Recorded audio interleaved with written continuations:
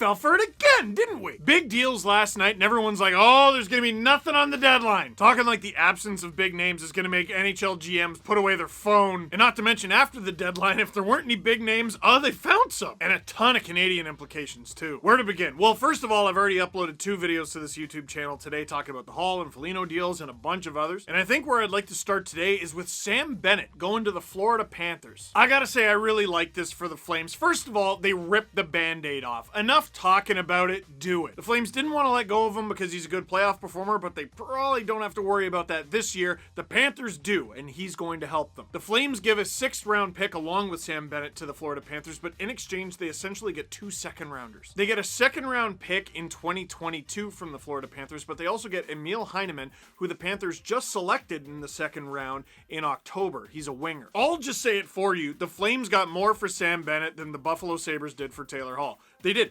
And they didn't have to retain any money. So the Flames basically getting 2 seconds and a 3rd in exchange for Sam Bennett, a 6th round pick, and Dave Riddick, who they traded yesterday.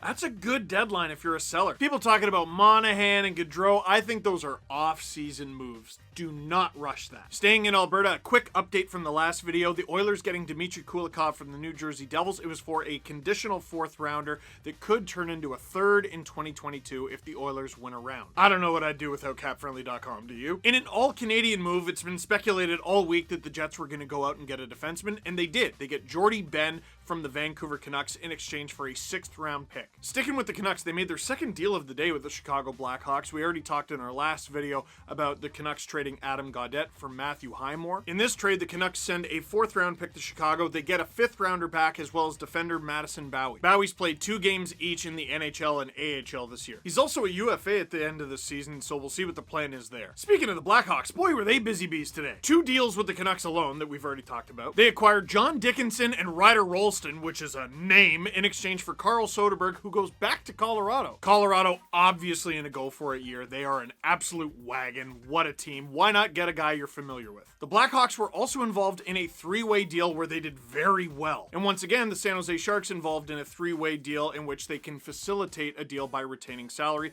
just like they did with the Leafs and the Blue Jackets in the Nick Foligno deal. At the end of the day, the Vegas Golden Knights get Matthias Janmark, another team in a go-for-it year, obviously. When are the Vegas Golden Knights not? Chicago gets a 2nd and a 3rd for that guy. Again, the Taylor Hall jokes, my God. And for their trouble, the Sharks get a 5th rounder, essentially just buying another pick. This one in 2022, and it's a pick belonging to the Buffalo Sabres.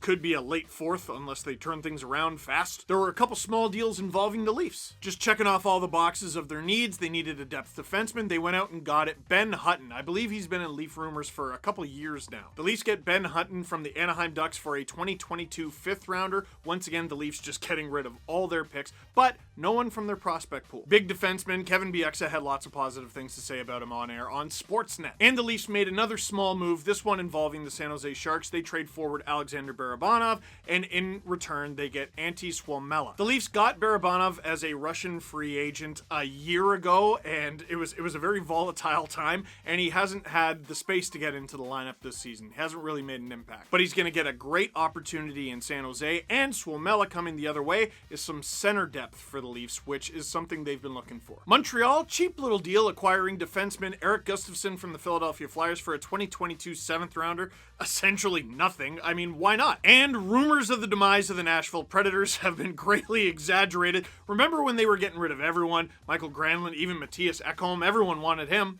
Turns out they're buyers. They get Eric Goodbranson from the Ottawa Senators in exchange for Brandon Fortunato and a 2023 7th rounder. Here are a couple non-Canadian deals that I had my eye on, and they're pretty big. The Anaheim Ducks acquire Hayden Fleury from the Carolina Hurricanes. He was a top 10 pick back in 2014. In return, the Hurricanes get Yanni Hakanpää, who's a depth right defenseman, and a 2022 6th rounder. That sticks with the trend of all the picks seem to be 2022. No one knows what's going on this year. I'm not gonna lie, I really would have thought that the Hurricanes would have got more than that. And the deal between Washington and Detroit that blew us all away at the last minute. This is huge. Huge Anthony Mantha guy right here. He's a giraffe. He's like 6'5", and he's got great skill for a guy that size. The cost? Richard Panik, who was recently waived. He's not a bad player. He's just maybe making a little too much.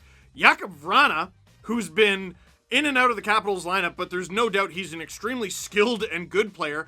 A 1st rounder what year? 2021, how novel, and a 2022 2nd rounder. 2 active roster players for Detroit, including a first rounder and a second for Mantha. Wow. I've already seen some speculation that, obviously not now because the trade deadline has passed, but the Red Wings could theoretically flip Vrana at some point. I don't think they like losing a guy like Mantha. I don't think that's great. I don't know if he fits their window though, and I'm not sure Vrana does either, but a first rounder and a second definitely fit their window. That's a really good haul for them. So, who are the winners and losers? I don't know how you don't call the Boston Bruins a winner here. Mike Riley is a good defenseman, and Taylor Hall for pennies on the dollar because he wanted to go there.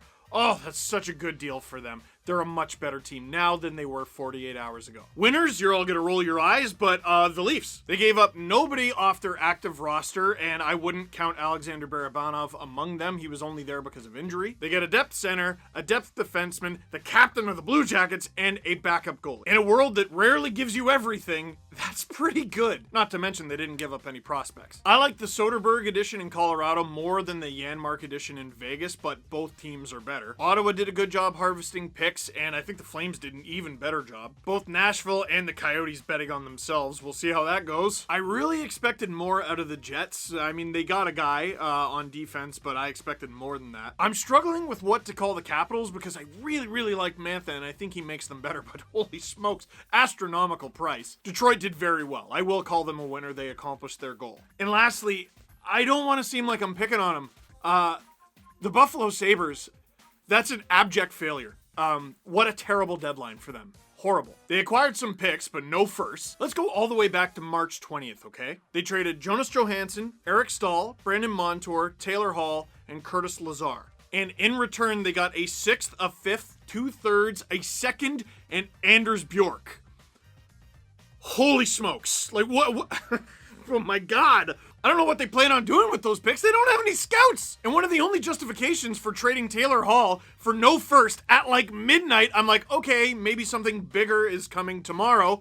And it never came! What'd you keep us all up for? Sabres fans, I don't know how you didn't go to bed mad, wake up mad, and go right back to bed mad. I don't get it. It's a terrible time to be a fan of the Buffalo Sabres. And like, they've actually done pretty well recently, and I just feel like goodbye. I cannot wait to see what rabbits Kevin Adams is going to pull out of his hat in the offseason. The Sabres need it bad. But those are just my thoughts. What are yours? Leave them in the comment box down below. I'm sure I didn't even have to tell you that. You're already calling me an idiot. Dingle! Who do you think won? Who do you think lost? What was a great move? Underrated move? Crappy move? And don't forget to check out the other videos that we have uploaded today. There have been a lot of them. But for now, that is it for this one. Thank you very much for watching. Click like if you like this video. Click subscribe if you really liked it. Tell your friends.